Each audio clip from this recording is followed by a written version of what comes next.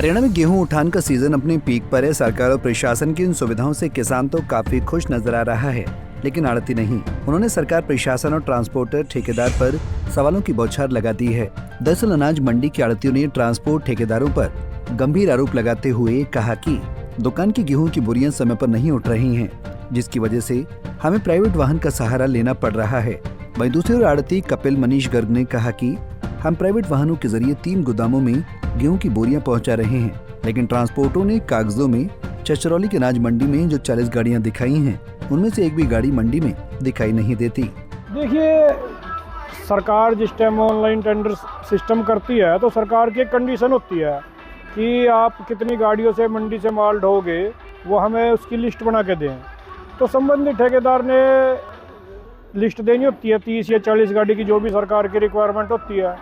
लेकिन मौके पे देखने पे आ रहा है कि जो वो 30-40 गाड़ियों की लिस्ट उसने उस टाइम दी है, मंडी में तो एक भी गाड़ी नहीं है उसमें। सारी गाड़ियाँ लगभग प्राइवेट हम लोगों ने आड़तियों ने अपने लेवल पे लगा रखी हैं। सारा किराया वगैरह भी हम देते हैं अपने पास से, नाम ठेकेदार का हो जाता है, लेकिन ठेकेदार की गाड़ी ही नहीं है, इसलिए दिक्कत आ जाती है।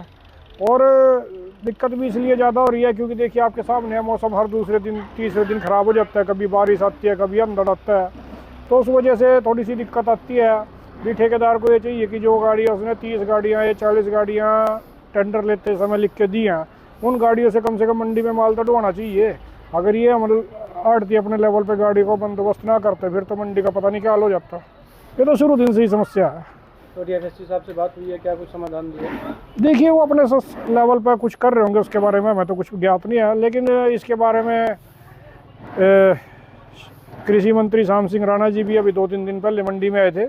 उन्होंने भी लिफ्टिंग से संबंधित विषय को लेकर डीएफएससी साहब को फोन पे बात की थी, लेकिन देखते हैं क्या होता है। वहीं यमुनानगर के डीएफएससी जतिन मित्तल ने कहा कि मेरे पास ऐसी शिकायत आई थी, लेकिन वो 1-2 दिन के लिए थी।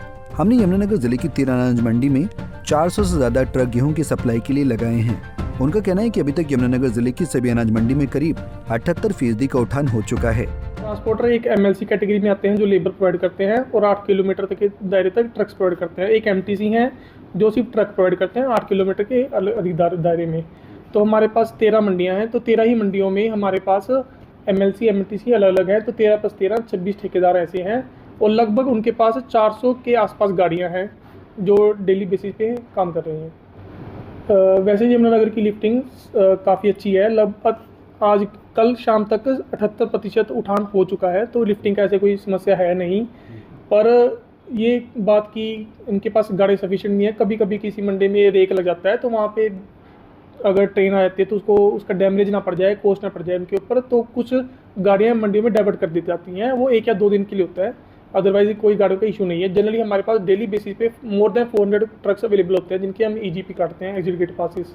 हाँ, वो ई-क्रिज पोर्टल पे वो अपनी गाड़ी चढ़वा लेते हैं कि ये वो ट्रांसपोर्टर यूज़ कर रहे होते हैं। जनरली ऐसा होता है कि गाड़ियाँ पूल्ड होती हैं इनकी, तो यूज़ कर लेते हैं दूसरी गाड़ियाँ। वैसा नहीं है कि सिर्फ एक तक ही सीमित रहते हैं, वो जनरली उनको चलाते रहते हैं अपने कन्वीनियंस के हिसाब से। गाड़ी एक बार इन्वार्ड हो जाती है, उसके बाद हमारे पास ऑप्शन आ जाता है कि अब इसकी आप प्रोसीड टू पे कर दीजिए फार्मर को।